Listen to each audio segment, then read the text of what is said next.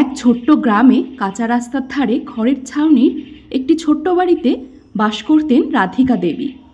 তার একমাত্র সম্বল ছিল ছেলে অর্ণব, যার ভবিষ্যৎ গড়তেই তিনি নিজের পুরো জীবনটা উৎসর্গ করেছিলেন।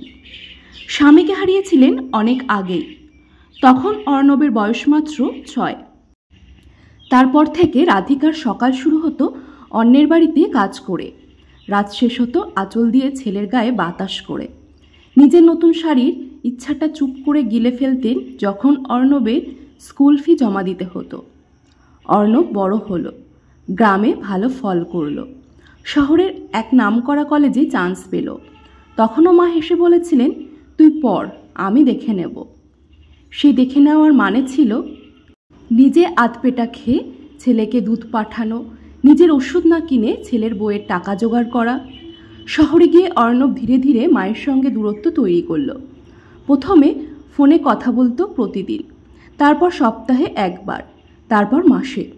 মায়ের কথা শুনে মাঝে মধ্যে বিরক্তও হতো, বলতো, মা এত চিন্তা করিস না, আমি বড় হয়ে গেলে তোকে রাজকীয় জীবন দেব।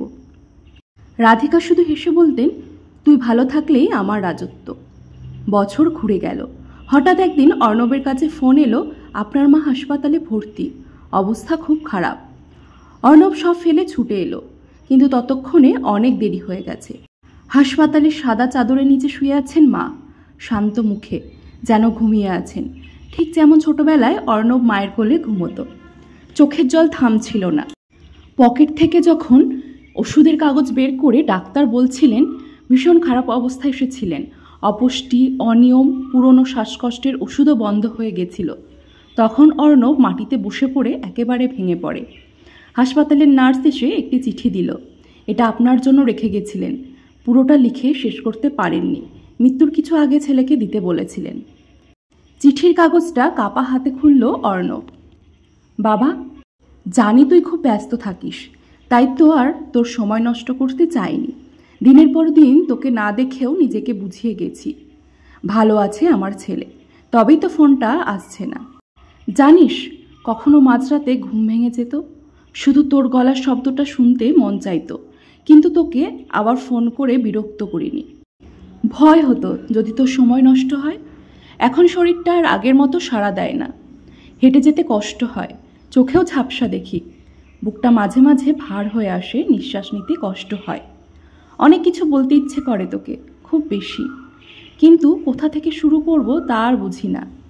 তুই তো এখন বড়, নিজের জগতে। শুধু এটুকুই বলি, বাবা, তুই আমার জন্য নয়, নিজের জন্য বাঁচিস, নিজের মাকে।